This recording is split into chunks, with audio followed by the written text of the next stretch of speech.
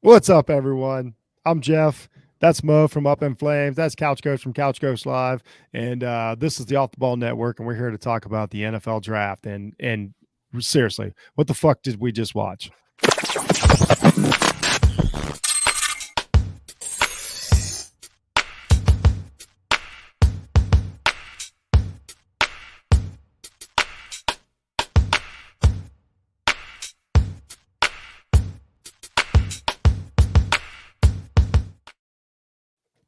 What is happening, everyone?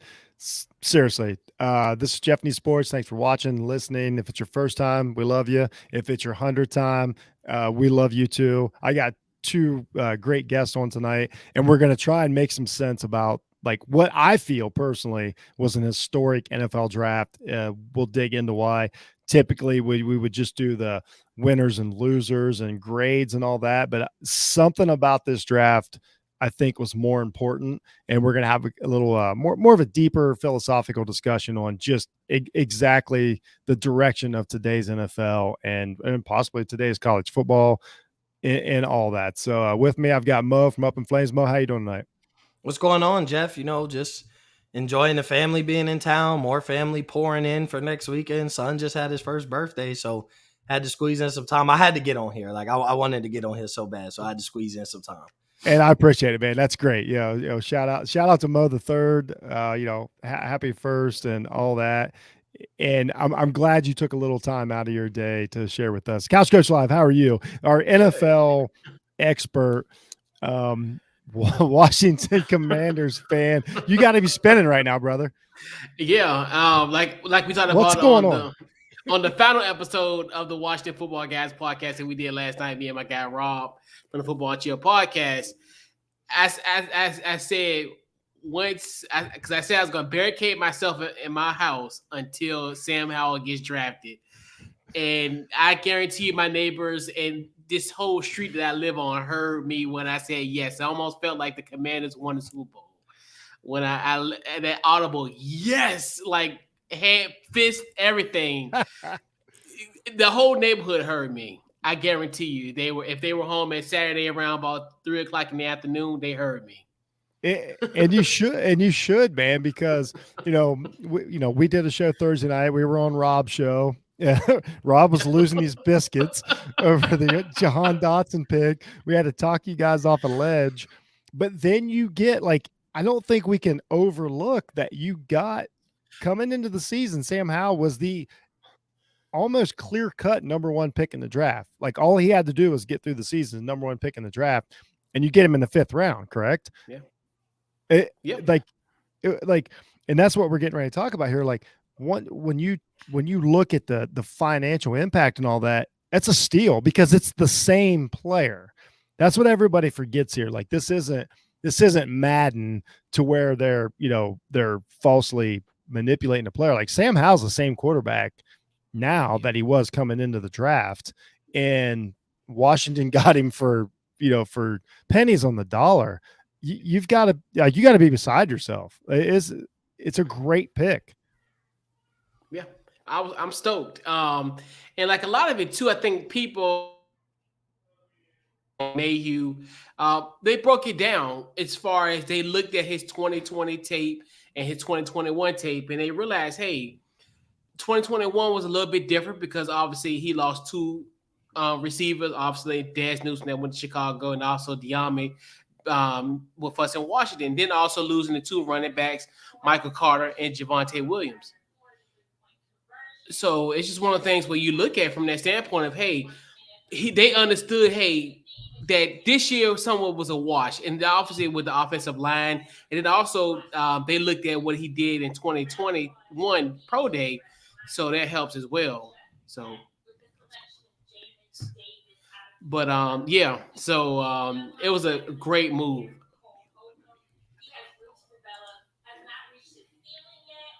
But it was crazy, and that's what we're here to talk about this draft. Like we've never seen a draft like this, Mo Murphy. Like in any shape, you do draft capital for Off the Ball Network. You're one of our NFL draft guys. Was there any universe that you thought that one quarterback would go in the first round and honestly, no more would go. Like the quarterback situation was insane, man. Like what happened? I don't understand it. So, like for me, okay, breaking down the quarterbacks. First off, I stuck strong. You know, Stu comes out with his position rankings, but I stuck strong. I don't care what quarterback you have number one. There wasn't a single one I'd take with a top 10 pick. No.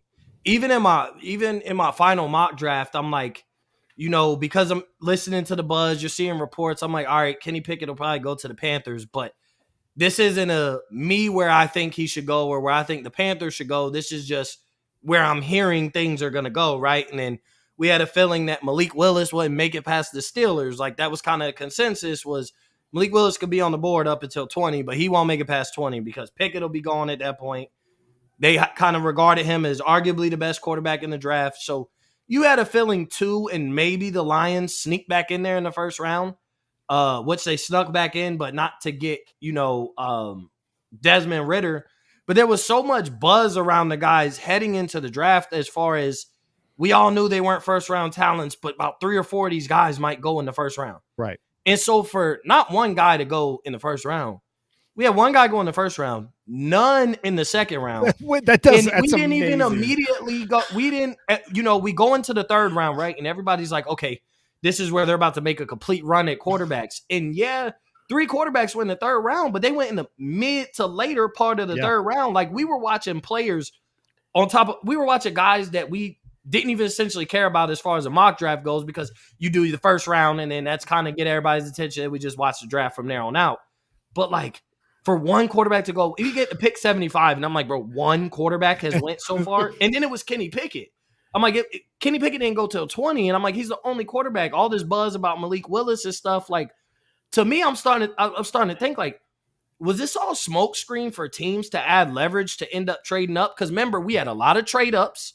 Yeah. We had a lot of trades. AJ Brown gets traded, and New Orleans jumps and trades up to get Chris Olave because they started I'm sure they started feeling like he won't be there for their first pick, so they jump up for that. The Jets are able to jump back in, but like, are all these teams moving around and jumping back in the first round if this is a heavy quarterback draft? And I would say no. Like even at 29, like you're not going to let a guy jump back in to get his franchise quarterback, like, or it's going to be a hefty price where. Even when the Jets jumped back in the first round, you almost thought, like, is there a chance they grab a Malik Willis? Because we started seeing reports they're not fully bought into Zach Wilson. So for all these moves to be made and only one quarterback in the first, like, 80 picks, I thought it was crazy. And I really feel like that's why all these mock drafts we do, all this tape we watch, all this that we break down, like, essentially it's all fun. It does come from an expertise spot, but, like, we know nothing.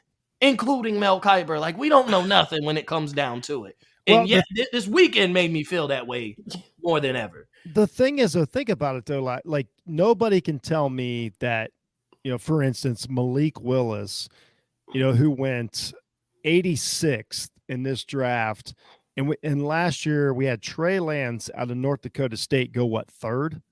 Yeah.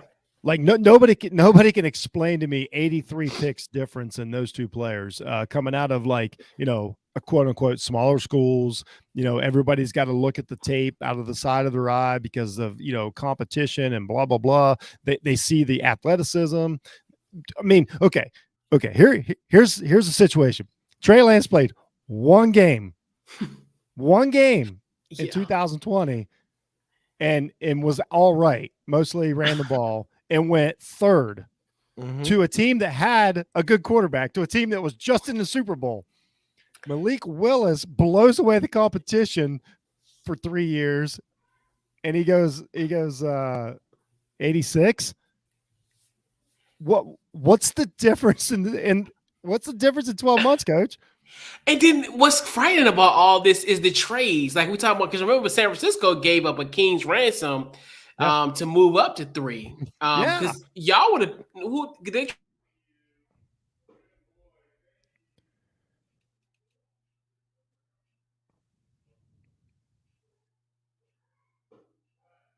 was intriguing was Minnesota. Minnesota had the 12th pick. They traded back to 20 spots and only got a 3rd and 4th round pick. And I'm thinking to myself, what what is going on? Like, you gotta think yourself. We remember last year when the Bears jumped up and got the Bears pick, and they were paying for that pick. They gave up a first for this year. So I was like, this is kind of interesting. And like you said, and even when we were going through doing the stream Thursday night, okay, who trading up to get this? Like, okay, what are they getting? Like New Orleans, I definitely thought for sure when they traded with us, they're getting a quarterback, but then you go and get a wide receiver, and the same thing goes. The next pick went to Detroit, and they end up getting Jamison Williams. So you think to yourself, like, this is weird, this is strange, and plus you're not giving much up. That's the thing, where it's like, if you really wanted to move in the first round, you really had an option to actually go because I guess, like you said, probably because this wasn't such a rich quarterback draft where, last year we had 5 quarterbacks in the first 15 picks versus here we didn't get 5 quarterbacks until like the 4th or 5th round. So this year was just weird. Like and I think it just fits to the Vegas narrative. Like, this was just a bizarre draft. Like when guys were getting traded, because we kept like, okay, what's the compensation? And then we're like, you're only giving them a 3rd and 4th, and they're your rival. So you're gonna face this guy twice, whoever they draft. I mean, Matt Corral, who also, probably 90% of 10 games into the season, he was a Heisman candidate, and the discussion was, has he jumped Hal for the next pick? Will Willis, who's going to be the pick? Corral goes 94th. We're talking about a guy who, I know it was at least 7 games, was putting up all world numbers, for Ole Miss, looked the part, he had the injury and all that, but still, like, for a Heisman candidate to go 94th by the time it's all done, again, Trey Lance went 3rd and played 1 game. It is the weirdest thing, and I ran this by you guys before the show, and I talked about it. And I think a lot of this, and I don't want to put it on one guy, but this is a great example. I talked about Baker Mayfield, because what you have is a situation with Baker Mayfield. He comes out of Oklahoma. Cleveland needs a quarterback, so then this feels like this. I understand it's only been 1 draft, but this feels like it was 20 years ago. Cleveland's like, we have to pick a quarterback, so then they got to choose one of the quarterbacks, even though a lot of us would agree that Baker Mayfield didn't look the number 1 overall part. He just happened to be the quarterback that came out that year. Any typical year, like this year, that quarterback would have been either, Willis or Corral. I mean, Corral's a 1st rounder 3 years ago. Like, I don't care what anybody says by that mindset. So they take Baker, things don't go perfect. Now we've got a situation to where they've, Cleveland has committed to the 5th year, but this guy's getting $18 million a year, but it seems like nobody actually wants him to be a starter. So I think that those contracts are so hard to get out of. Look at it. Nobody has beaten down Cleveland's door apparently to trade for Baker Mayfield. So I think when they look at it, all these teams now, I won't go so far as to say collusion, but it is odd that all these teams are on the same page. It's really weird to me that Pittsburgh's the only team that kind of reached out and got a quarterback. But what's awesome about it, and I told you, Coach, you get a really good quarterback prospect, but you're paying him nothing. You can afford for him to learn. He's not pushing the envelope. Nobody's screaming for him to be the starter. He can, you've got time, but he's still the same guy that last August people thought was the number 1 pick. So I think the teams were like, we are no longer going to overpay for developmental players, which every quarterback is. We want guys that can step in tomorrow and help our team win, and then we'll worry about their second contract when that happens. And I look at this draft, and I think that the majority of the 1st round are going to be NFL starters week 1. And I think teams went for, give me a good player. I want him to play, and we'll figure out the quarterback position some other way. But my bad. I think I think this is a mix of 2 things. I think this is a mix of a lot of bad teams looking ahead, as well as this is the year of the bridge quarterback. If you look at the NFL in itself, this is a loaded quarterback rich league when you think about it. Like, Tyrod Taylor is going to be a backup, could take a starting spot.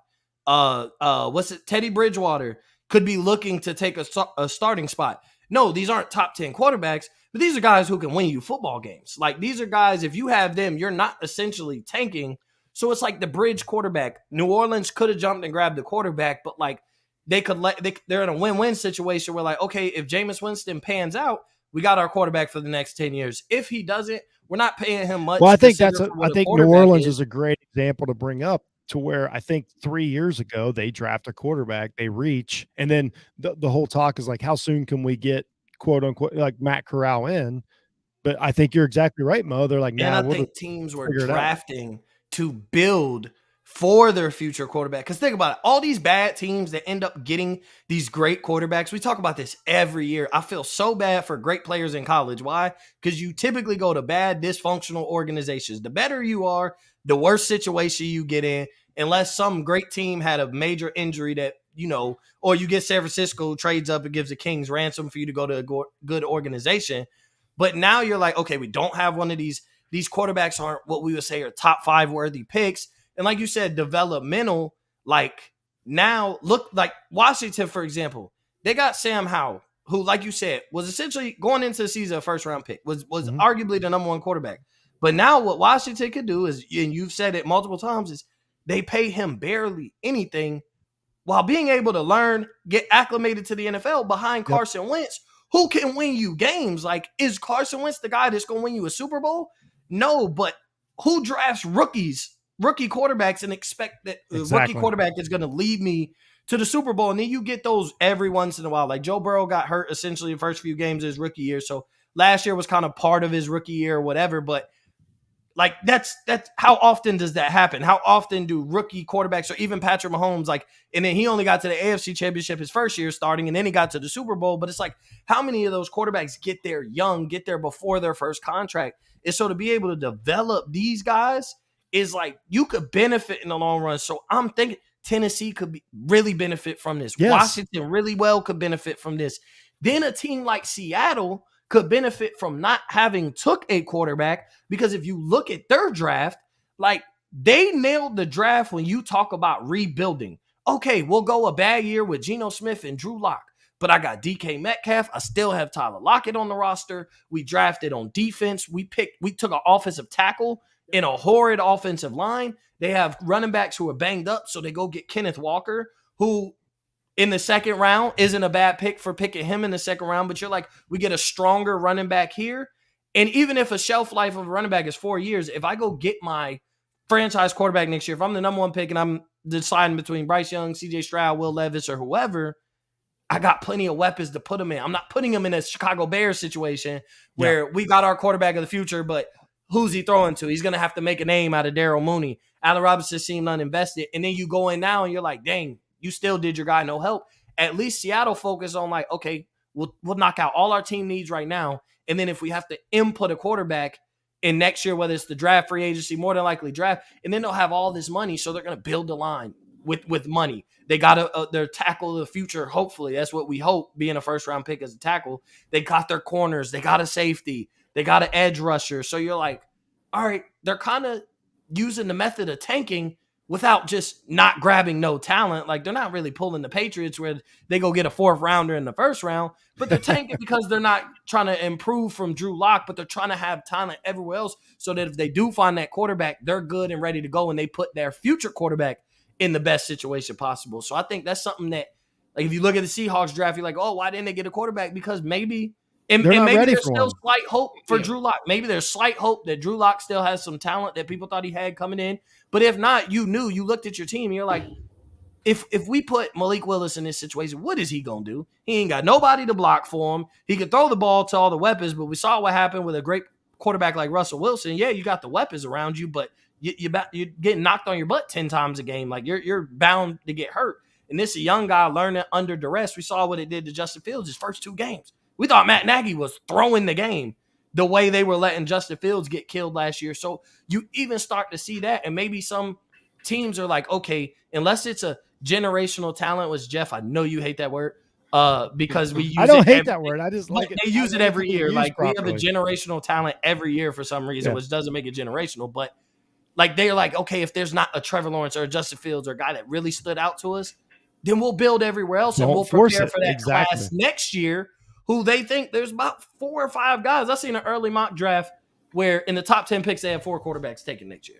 Way too but early. that was it. Said mock draft, but that's the mock that was drafts the last difference. year looked the exact same way. Same Like way. even coming Yeah. into the as late as Wednesday night, people had 5 quarterbacks going in the first round, and NFL teams were like, "We're not doing this anymore." That's the thing. Like for instance, There was like too much Coach, talent. the first 5 picks of this draft were defensive picks. The next 2 were offensive tackles. It was the 8th pick before we got to a skill position, ball in his hands, offensive player. You know, what does that say about the thought process of building a team through the draft? Well, I think even coming into this draft, we said that this was going to be like if you're a team that needed somebody in the trenches, this would be a good draft, as far as those situations.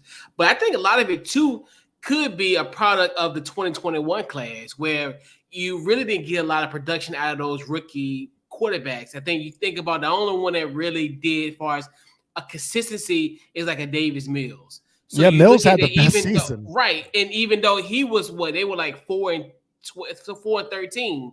So you look at that type of situation, and the cupboard was bare in Houston. So now are we going to go back to those days where a guy would sit on the bench and hold the clipboard? In this case, hold the surface for now this is a different age now. They don't have clipboards no more. But hold the iPad. Are we going to surface? Are we going to be in that scenario where we going to let guys just wait for give them a year? Because you think about even the ones that have been successful, even in this modern era, you look at guys like a Patrick Mahomes. You look at he waited just about a year. I think he might have played like that final game his rookie year. Aaron Rodgers, he waited for 3 years. Just to throw some guys out as an example. Are we going to go back to that? I think 2023 would be kind of one of those classes that we'll see as well. Is this a trend, or this was just a bad quarterback class? But I think, like you said, these quarterbacks went to the right position. They got guys with great leadership. I definitely even though Atlanta was kind of iffy, getting rid of, but I think Ridder is almost kind of like a poor man's Marcus Mariota. So So I think that'll work out there. I don't know if that's a compliment or not. Well, I mean, as far as we think about from a college standpoint, I got obviously you call him a worse version of Marcus Mariota. That's what you. But college wise, that's a great example though, because Mariota, when he comes out, is a guaranteed first round pick, even though everybody who watched him, especially watched that national championship game, was like, I'm not sure I see it, but everybody was like, well, yep, but you just kind of like, we have to take him first round and then we'll figure it out. And you're exactly right. Ritter's the same guy, and everybody's like, nah, we can wait. Like what? It's amazing what's changed in 5 years of the NFL. Right. But so to go back to something you said, Jeff, and you said this prior to the draft, right? And I know you believed it, but you kind of seen it. Did the Bengals blueprint of drafting a weapon? Now, granted, they had their quarterback, right? But they took they had their quarterback, but they go and take a weapon when that wasn't they got even killed for taking a wide receiver. Yeah. But do you think other teams saw that and was like, you know what? It's not necessarily about our best need if there's a better player with higher value at that draft pick at a different position. Everybody and their mom knew that the Bengals needed offensive linemen. Everybody Penei Sewell was the lock essentially. And, I was saying, hey, Jamar Chase, just because getting a quarterback receiver connection, and we see the Cardinals trade for Hollywood Brown, I think solely for the fact of prior quarterback wide receiver connection. So I look at it like that is sometimes you have to just, your biggest need, you end up reaching for your biggest need instead of just drafting the best player available. And I've seen my team do it.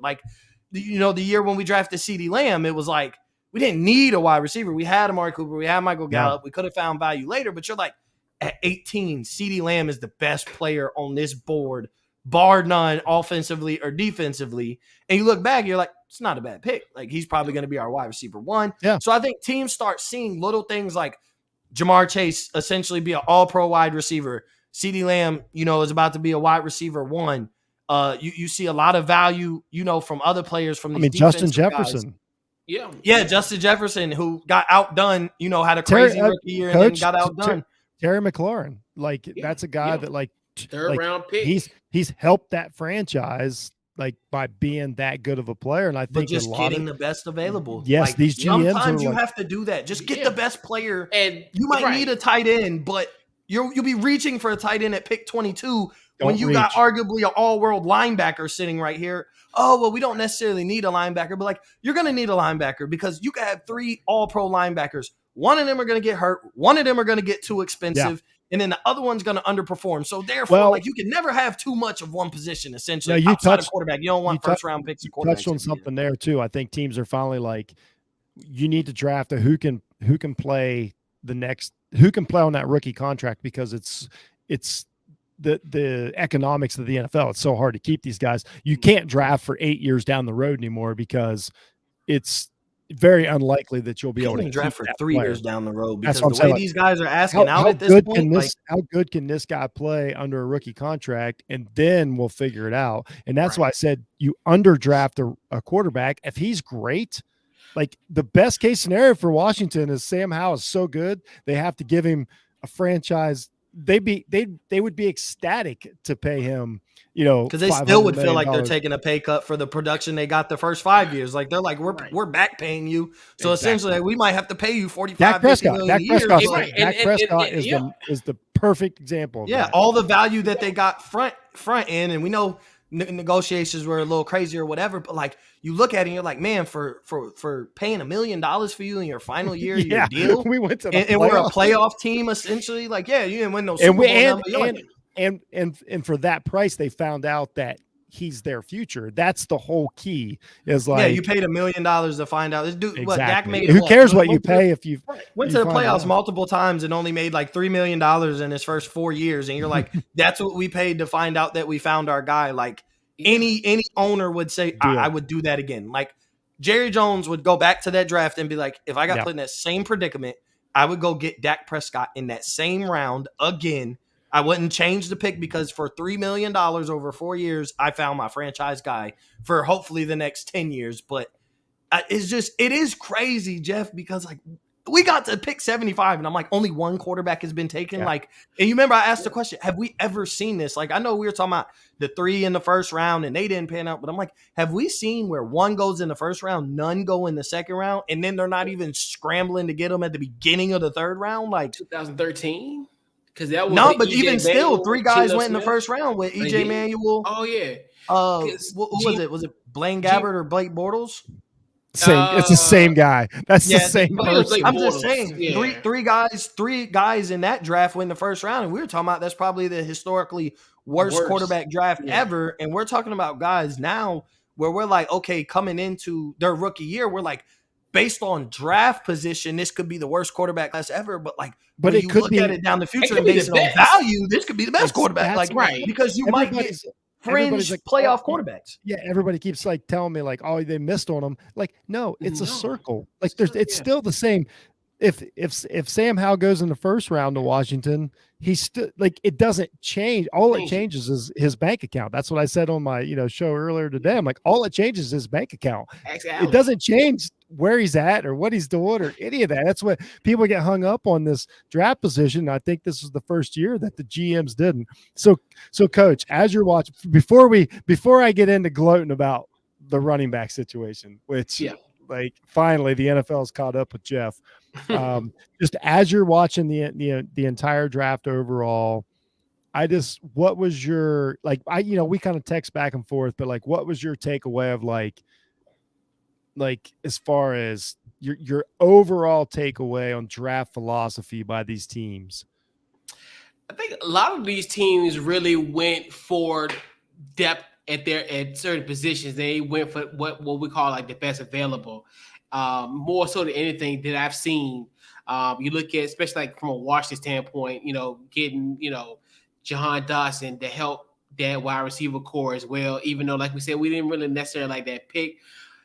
We just got, it's really 4 track stars. I know we wanted Drake London, obviously, because that the physical ability, not the generational talent, but more so for the simple fact of the catch radius. He's a guy that I think like a 50-50 ball, especially for a guy like Carson Wentz who potentially can overthrow some balls from time. So hey, he could be kind of the go and grab it almost like a la like a Plaxico Burress type there. But I think just overall with the draft, you got great value at every round. Like throughout the whole draft process, I look at this like the $5 DVD rack, where at the bottom of the barrel you're gonna find like an Academy Award winning movie for $5.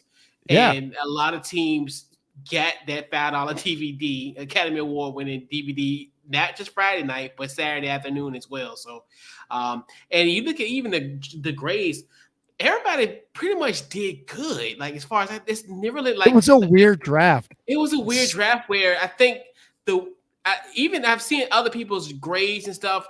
No one really got. I think Q teams got like a D, but everybody really got A's, B's, and C's like as a league collectively. Now, So I thought that was kind of stood out to me. I marked Arizona pretty bad only because I think Hollywood Brown is a reach to give up that draft pick for. I think there's 20 Hollywood Browns in every draft. I think that was a bit of a reach, for that team.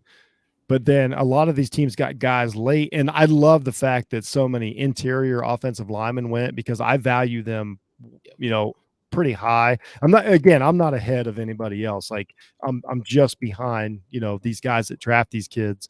But when I see, offensive guards and interior offensive linemen going in the top 20 picks, I'm like, they get it because that's someone that is versatile, can move positions, and can possibly be on your team for 20 years. And as the way the salaries are right now, you can keep those guys. As to where we talked about it before the show, the wide receiver is becoming the NBA point scorer to where like it's just off the chain. We're gonna I remember you put up 1,300 yards, you want $30 million. Like 1,300 is equivalent to $30 million, and it is becoming to the point. Like you remember a couple of years ago, not even a couple of years ago, about a year ago, when they were starting to talk about like, are the stars of the future in the NBA going to start not even re-signing for that max contract and start leaving? And they started bringing up like Luka and Zion and Booker. Like, are those guys even going to stay for the long haul? Will this be the first wave of guys we see not even make it to the rookie contract without asking out?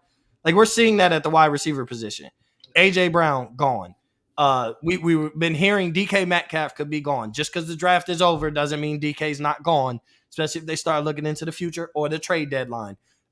We were hearing rumblings about, Terry McLaurin, and then we see, Deebo Samuel. Like we're seeing all these guys who haven't made it to the rookie contract. Imagine a world where Deebo Samuel is writing his own ticket. Like this is not that he's not a great player, but that's not a guy that 5-6 years ago, could write his own check, and now he can hold a team for ransom. Like it does. That's insane. Yeah, and I said I still blame the Christian Kirk deal in free agency. I totally blame that. Yep. That man got $18 million a year in the middle of negotiations that the Packers were having with Devontae Adams, Tyreek Hill. There were talks about, AJ Brown was going to get paid. There were talks about Deebo was going to get paid. We know Washington wants to pay Terry, but all them teams was looking like, we'll give him 20. Yeah, these guys are 20, 21, depending on when you sign. You might want that 21 and a half to outdo the 21.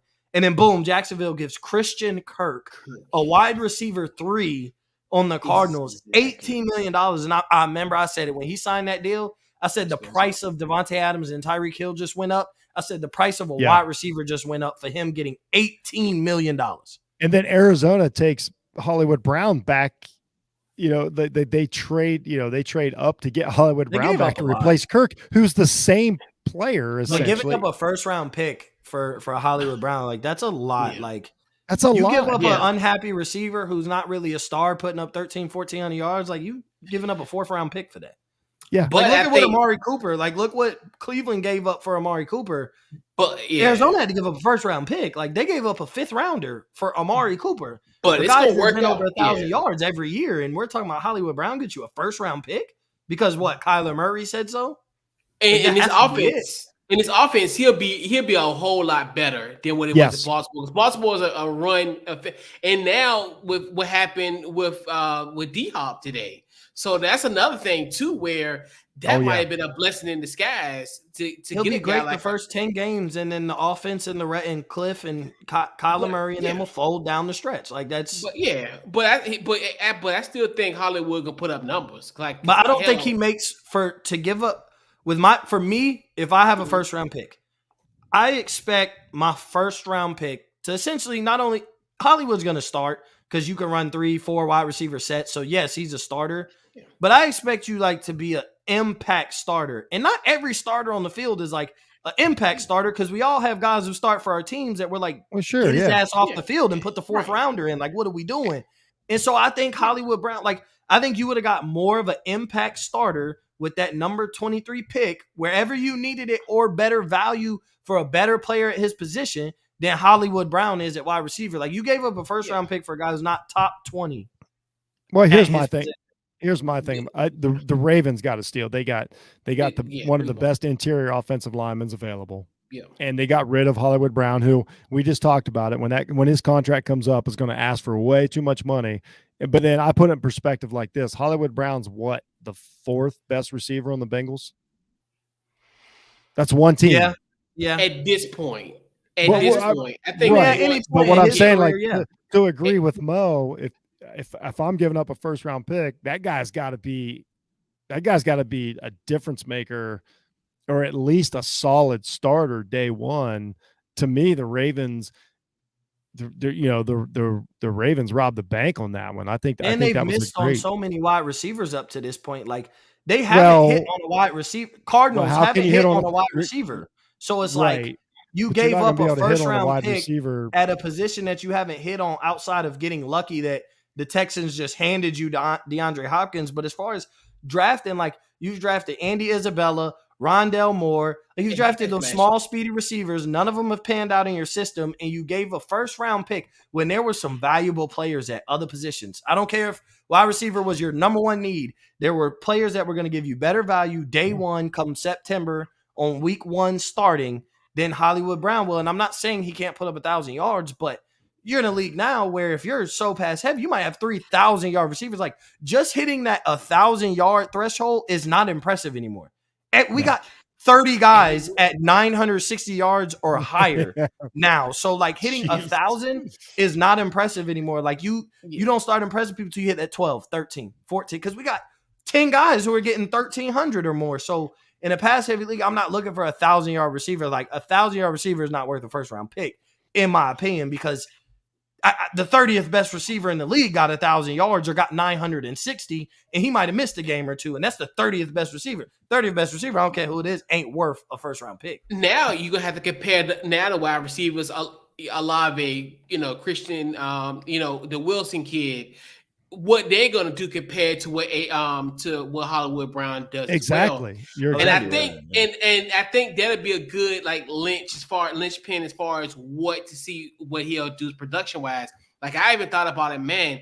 They could put him in the slot. This is before D-Hop's suspension. I was like, you could put him in there, and I think he will actually be good because, like we said, Baltimore's offense is really predicated on their run game. To get Lindenbaum is perfect for them because they just want to run their football. Yep. Obviously, you think about all the different running backs, the injuries with that, and they also got Lamar as a run threat. So that's kind of how they roll. And then because they still got Bateman, right? They got Bateman. But Bateman, hopefully he'll be healthy this year. So Bateman. He'll be healthy, hopefully, this year. So that's kind of one of the biggest things. So let me ask a question then, just real quick. And Mark Andrews, Jeff, or is going into the draft, would Hollywood Brown have been your top 5 receivers in this draft? Would he have been a top 5 receiver? No, not in this draft. No. Not because of the body of the work that he got. And that's why I say I know, to justify the Hollywood trade, they'll go straight to Washington and be like, they took Jahan Dotson. He wasn't a top 5 wide receiver, right? I would But say there him was a and point in Dotson. time where there was a point in time where Dotson was highly touted. I think, to be honest, I think Dotson is going to be a lot better than people think. He also was catching passes from a terrible quarterback. No, Like, Dotson's a really good receiver, but I think we all just agree that it was a reach at that moment. But but Hollywood Brown is I will say Dotson. that I will totally say that was erased when they got Howe at 5th. I'm like, okay, we're that is erased. That's part of the deal. Yeah, they got Howe. Because if you flip those two, and every other year, you're talking about Washington having a great draft. You see what I'm saying? Getting the same two players just at getting those two players in a different order. Nobody would have complained about Howe at 16 and Dotson in the 5th round. And Dotson in the 5th round, they'd be like, steal the draft. So I completely erase, and that's what we try to tell Rob, Thursday night. But you gotta let the draft play out before you just get so upset about the pick. Another crazy stat. I've had this conversation this week too. 3 safeties went in the top 32 in the first round. Like I say, again, compared to 1 quarterback and 0 running backs. Like, are we at the moment to where I don't know if we need to describe safeties different. I don't know if we need to rename the position, as far as importance, because we are past the years of like, oh, you can get a safety anytime, or, a safety's you're just one of your worst defensive backs. Like we got 3 of them now going in the first round. They're difference makers, it's just another sign that we're in a different world of the NFL. Yeah, because back then all your safeties were hard hitting corners essentially. Yeah, like that. Safeties were hard hitting corners. Now, not to take away from some of the greats, because you always have greats in the position, but that's what they were. They were hard hitting corners. They couldn't really catch you. You had your guys like Ed Reed or whatever, but then you had like Troy Polamalu, like.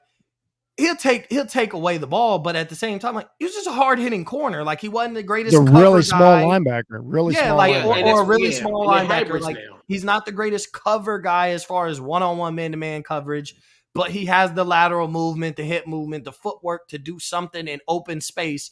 And he's that guy like you lean on to protect the top of your defense. And now with it being so pass heavy, you start like. You want a guy that can protect you over the top, because we're getting a lot of corners in drafts now. You see it, like they're transitioning to fully buying into either you pass or you stop the pass, whether that's a pass rusher or a corner. Like, you either got to get your guy that can throw the ball and catch the ball, or you get your pass rusher or corner. And then to secure that, teams who took safeties essentially already had a corner. So you're like, okay, now we protect the top of the defense. And a prime example of what a safety does last year, Javon Holland, like what he did at the safety position is like, okay, we got 2 premier corners, but those guys are going to get beat here and there because these are extraordinary talented wide receivers. But now we went and got a guy who made plays, protected Byron Jones and Xavier Howard over the top. And that's what you want, because we have a bunch of big play, deep threat wide receivers. You got to stop that. And that's where the safety position, I think, is coming back as a very important position in football, but in a different way, because they're smaller. They're not Ed Reed size or they're not Cam Chancellor size, essentially. They're not coming like that. They're more like, the Tyrann Mathieu kind of guys, but they're athletes that you could put everywhere, all over the field. You can blitz them as a safety. You could drop them back in coverage, and they protect your defense. Like, we're almost at a point, like, safeties are becoming like the assistant quarterback of the defense, right along with middle linebackers. Like, you're right there with your middle linebackers. Like, they control as much of the defense, and they can see everything from that far back. So they're in charge of controlling everything that the middle linebacker doesn't see, because he sees everything in front of him. He sees with the front 7 and the pressure and the adjustments. But the safety's like, okay, I'll be your assistant coach and help you. Like, okay, I get these DBs right. They're becoming like quarterbacks of the secondary, and that's becoming very important the more and more we're seeing passes being thrown in the NFL, because the more and more you pay these receivers and corners, the more you're going to have to pass the ball, because when you get a job, what do you got to do? You got to earn your money. And so if I'm paying you $30 million, you catching the ball 100 times. Like, I'm paying you $30 million. You're going to touch this ball 100 times. You're going to get 125 targets, because I'm going to get my money's worth out of you. And so you do get the young guys at safety before they get too expensive as well, and be able to stop over the top in big plays, and that'll make a big difference on teams winning and losing games as well. Yeah, I agree. Well, so hey, Couch Coach, I'm just curious. Okay, now that we're through the 2022 draft, does this draft change the way you look at prospects going into the 2023 draft? As far as for years, what we've done is sit here and chastise teams for making the wrong picks. And this year, most of those teams didn't make that mistake. Does it change the way Couch Coach Live evaluates the draft in the future, or was this an anomaly? I think this is just a one-off because I definitely look at this quarterback class coming through is be better. I think it's more so too who are going to be the team that could be selecting at the top. Like if we got Jacksonville all over again and the Jets again, teams that was drafted quarterback in 2021. That's going to be the thing where you look at a lot of it too, where a lot of these teams who have quarterbacks drafted that are young and still kind of in that I call it incomplete phase. Will they be here in 2023? So that's another thing too, where I still think the quarterback is, regardless of the circumstance, will always be top billing. Like I think next year we got a guy who potentially could be a 2-time Heisman Trophy. You're also looking at a guy like a CJ Stroud, which it's going to be guys there quarterback wise that are going to be a little bit more decorated than some of these guys per se. Like especially if we look at like a Bryce Young, who I could potentially be a 2-time Heisman. But I just think this is just a anomaly because a lot of these teams who picked up front, who the top picks were teams that already in essence had a quarterback or kind of just barely drafted quarterback. So the time was still in that kind of gray period as far as will they be successful. And then a lot of these teams kind of had their quarterback situations already. And, so I think this talent class of 2023, I think it'd be a lot different. Yeah, I'm curious too. A lot of it's going to depend on, because they went so high in the draft, these defensive ends and stuff, like the impact that they have this coming season, whether it works out or not. Like everybody's going to be like, did you make the right decision? If Kayvon Thibodeau is a monster, then I think that this mentality may carry over. Hutchinson, Walker, if these guys go out there and get 10, 12 sacks in the NFL and immediate impact and make their team better, then I think that this might be something that sticks around. If they can't get on the field, then I think, and then all of a sudden, let's say next year, Justin Fields, is an all-pro, then I think that everybody reverts back and it was like, I don't know what we were thinking. Or it's like one of these things, like if some reason, either we'll say Willis or Howe, one of these guys gets a chance and has a great season, then I think that everybody's going to be like, dang it, we should have, like, we were so stupid. Then I think next year you might have 8 quarterbacks picked in the first round. I really think a lot of it's going to depend on the success of these rookies. Mo, what do you think? Is this draft a one-off, or is this the future? Is this the money ball of the NFL?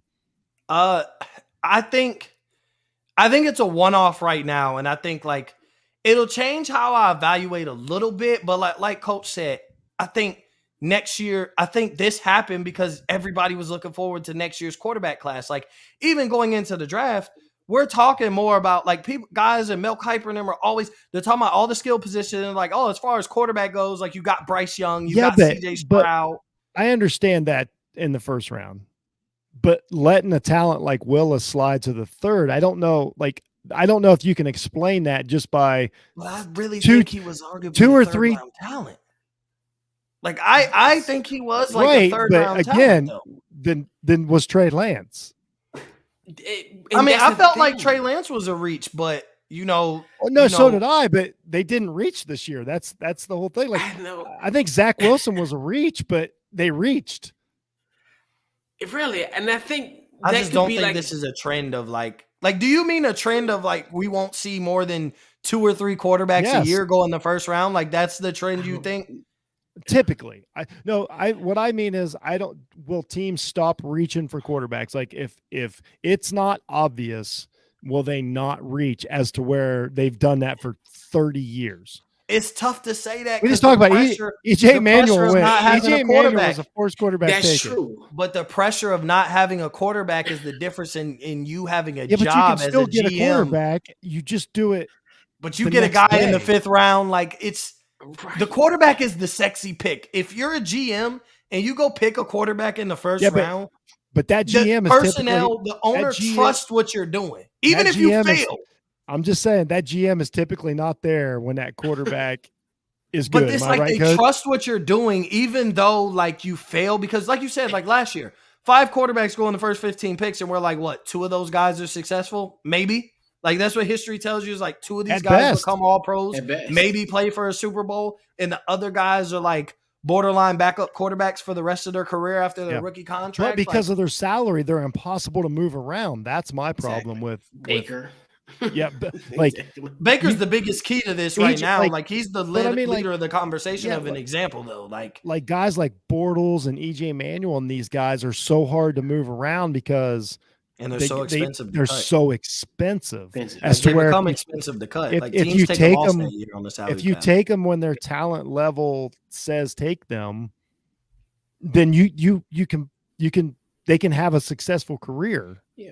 But I still think coach logic as far as like we give quarterbacks what 2 to 3 years before we're ready to move on, like before you're really ready to move on. and that's so not right either. But I don't think it's right. But I'm saying like you give quarterbacks 2 to 3 years before a GM is like, I made the wrong pick. Let me swallow that pill. And so based on that, there's about 6 teams where I don't think it's necessarily fair, but there's about going into this year, there's about 6 teams next year that we could be thinking could be looking for a quarterback.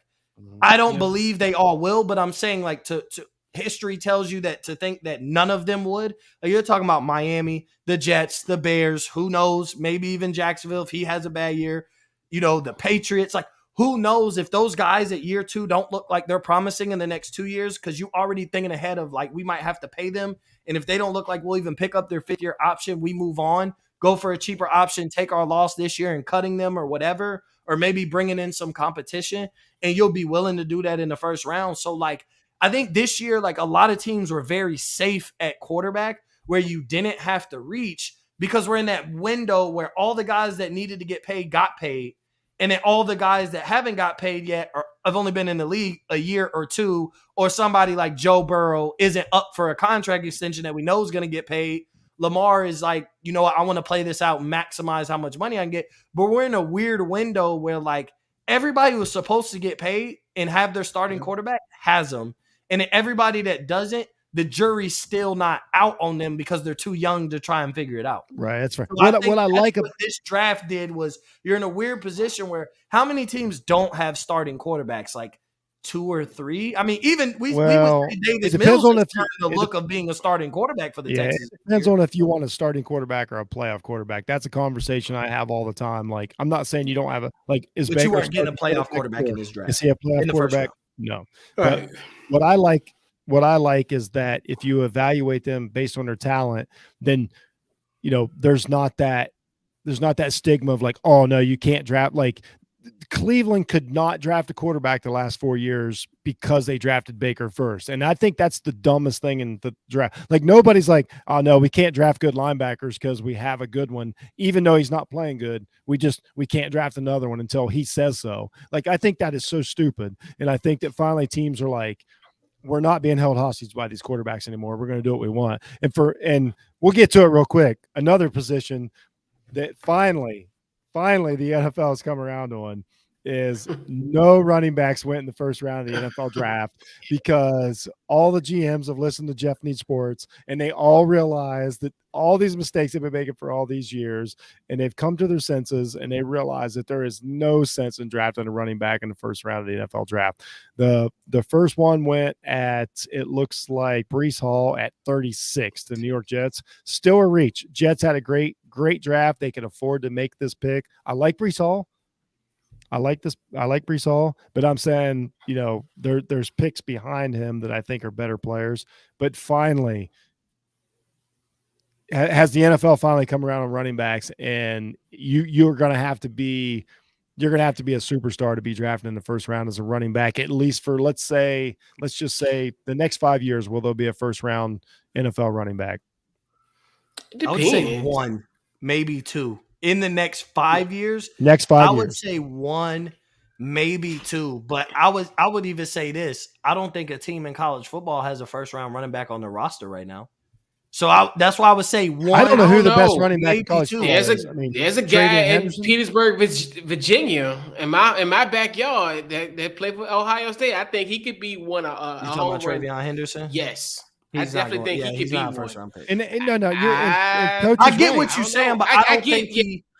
I don't think he would be. And I think it's because It they've caught up to depends. what Jeff is saying. Like, I could get that guy at 35, 36 because you're going to go for your – because we're going to see a draft soon where 8 quarterbacks go in the first round. Like, it's going to happen in the next 3 years. And it depends because once upon a time, we had a Trent Richardson situation where he was, and then Right. it stops. And then all of a sudden, Todd Gurley gets drafted fresh off an ACL injury. And then you look at the success off of that. Then you look at Zeke. That year they were successful.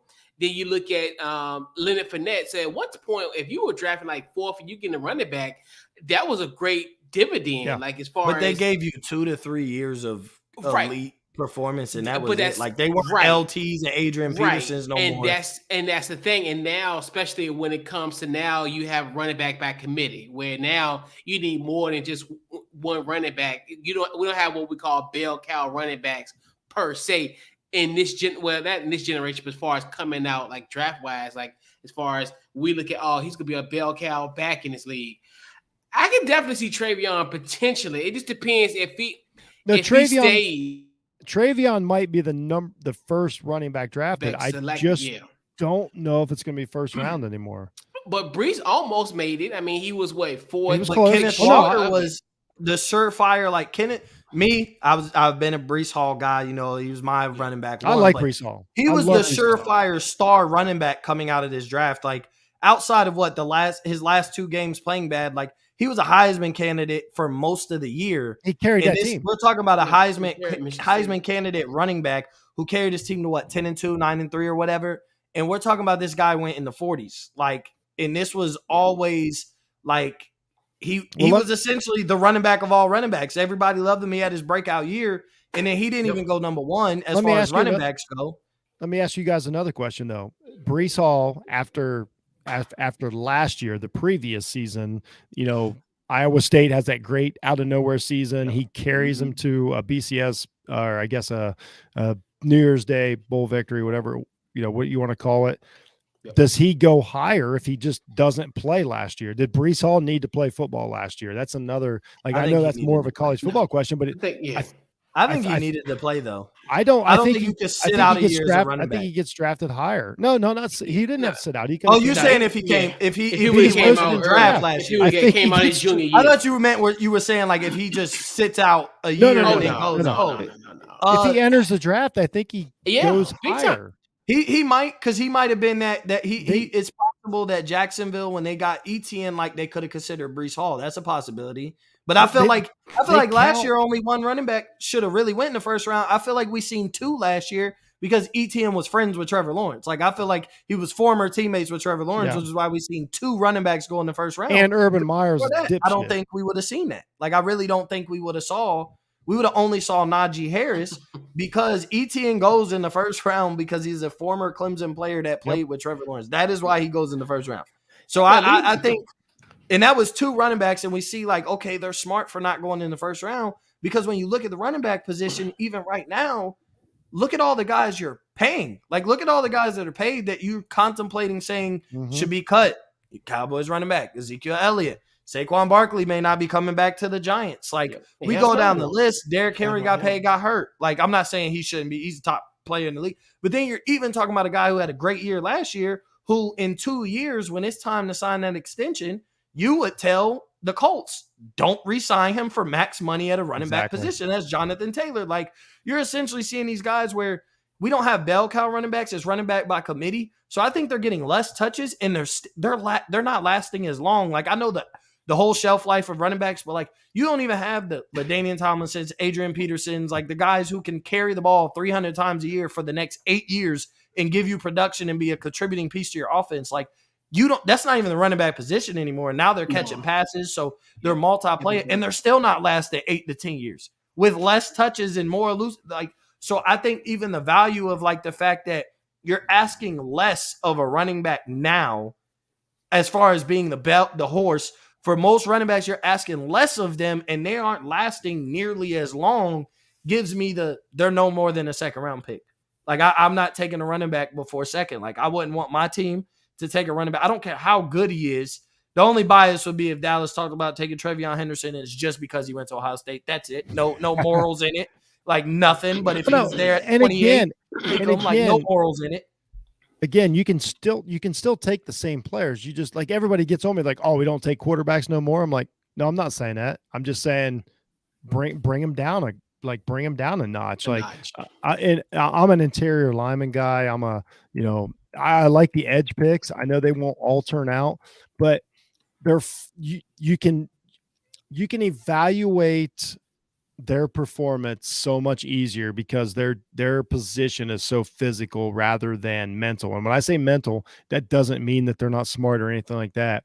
But when you take a quarterback from college and you put him in the NFL, he has got so much to take on and learn and adjust to as opposed to like Thibodeau, who they're like, here's your formation, go figure out how to go get the quarterback, and then we'll work on your techniques as to where he doesn't have to look at the defensive backfield, especially in today's NFL, and pick out the mic and pick out which safety's blitzing and pick out the coverages and is it disguised and all this. Like, so that's what I think about this draft. Like, essentially everybody made a lot of safe picks. That's why you got a lot of interior offensive linemen, a lot of defensive guys. Of course, they're not all going to work out. At least half these guys in the first round we're never going to hear from again. That's just how the NFL goes. We can't get by that. But overall, I think it was a historic draft. I really enjoyed it. At least their list, at least the GMs are like, okay, we need to figure out how to win. And I think a lot of it was the Cincinnati Bengals. Like, they turned around a team quickly, free agency, some good draft picks. They go to a Super Bowl. And I think that every other team's like, okay, we have no excuse not to go to a Super Bowl this year. Like a team like Green Bay should go to a Super Bowl this year. A team like Miami, like we got to make a couple good picks. A team like Baltimore, like we want to, 11 games. Like we need to get to a Super Bowl. This is not about drafting a guy and then 5 years from now worrying about what we do. Like, we need to figure out how to get better tomorrow. Again, I think it helps the player and I think it helps the teams to draft this way. Yep. So last thoughts, we'll go around the horn here. Mo Up in Flames. Last thoughts on the 22 NFL draft and, what it means going forward. No, as always, just watching the draft is just great. Like it is fun. Should it always be in Vegas? Yes. Was it perfect? It's been a different energy. Should we go? Should we go? Yes. Like the draft next year should definitely be on the radar. But I mean, it's no matter what happens with the NFL draft, everybody could have stood pat on their positioning and picked players, and we still would have had the excitement and breaking it down. So for me, it's just like, it's always, first off, it's like we haven't been, it's our hope that football is around the corner. Next is rookie mini camp. Like, yeah, we don't watch it, but like the countdown of timelines over the summer is coming. So, I mean, but it was the NFL draft. Like, I was surprised only one quarterback had went in the first 80 picks, but it was understandable because everybody was telling you this is not a strong quarterback class. So essentially 3-4 guys going in the first round would have been complete reaches. And if they, like you said, if Sam Howell pans out as a 5th round pick, same player that you got in the first round, like you said, if you reverse their picks, but now you waited and got Sam Howell, you look like a genius. As opposed to you get him in the first round. Because if Sam Howell doesn't pan out, does anybody care? No. Not now. You got him in the 5th round. No. At this point, if Sam Howell is not the guy, when he gets his opportunity, he doesn't play great. The only one who's going to be upset is Couch Coach because that's his nephew. But like, essentially, with him being a 5th round pick, like when you look at your teams, the 5th, 6th, and 7th round guys, you have hope that they're steals of the draft, but you don't expect anything. Like, you don't expect them to even be on the, make the cut after preseason. So, Like if Sam Howell doesn't play great, he got put in. He's in a win-win situation. Either he doesn't play great, but he was a fifth round. And that's pick, what quarterback should be in. That is exactly what quarterback should be in. And if he plays great, he gets paid later on down the line. The GM looks like a genius, and everybody's happy because we got our quarterback of the future in the fifth round. It didn't cost us. We can stay competitive, make these major moves at free agency when salary cap opens up, and we don't have to plug for the next 4 years. We don't have to plug all this money into our quarterback, so we can be and compete everywhere. And isn't that the goal? Like everybody always is like the window to try and compete is before your quarterback gets out of their rookie contract, because then it just puts you in a bind. So I think things like that, like we could learn from these teams in 2 to 3 years that the way they did it was right, and they're all competitive because these guys hit and they're the same guys that we thought they were, but because of draft value, they essentially outplayed their value, and you got them, like you said, pennies on a dollar. Yeah, I agree. Couch Coach Live, what's your I know it's a lot to wrap up. First of all, you've done a great job over the last weekend. I know you've been working tirelessly. You've been on several shows, all Thursday night. You broke it down, your winners and losers. Everybody go check out Couch Coach Live and everything he's done over the last few days. Believe me, there's way more to this onion than we've peeled back. But overall, what's your takeaway from the draft outside of 2023 Washington Commanders championship? I'm telling you, the NFL does not disappoint. It was once again another 3-day holiday that I just so richly enjoy. It seems like every city has its own personality. Vegas, I think, definitely upped the game. Last year in Cleveland, it was nice. Even the virtual one 2 years ago. But this one in Vegas was a little bit different. Just you seeing everybody's fan base being very well represented. This isn't the generic New York draft that we so grew accustomed to. So I just love it. Like, it's just a great draft.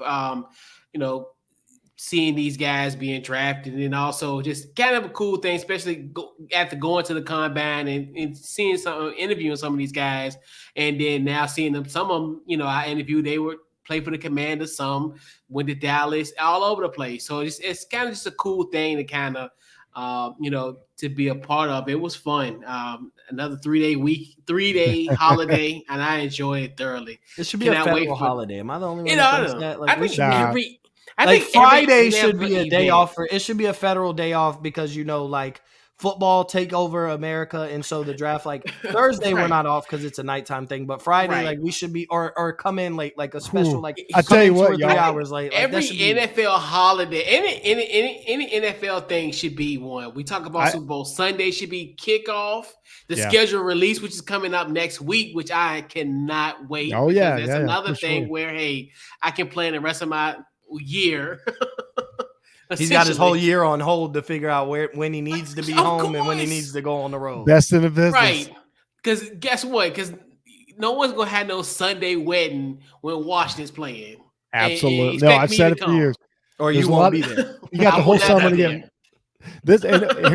What I love about the NFL draft, my perspective is I'm not college football is my thing. I love it. I love to watch the NFL. And so the draft is the meeting point between the two fan bases of when they're most on the same page, like whether you're an Ohio State fan rooting for your players to get drafted or whether you're an NFL team rooting, to draft an Ohio State player. Like there's this convergence of the two forces. It's been really fun for the last couple of weeks to, interact with everybody on Twitter, talk to you guys, do the draft show. Thursday night was wild. Friday morning was rough. I ain't gonna lie to anybody. Rough. 3 hours of sleep was rough. But it was a great draft. I had a lot of fun. I learned a lot.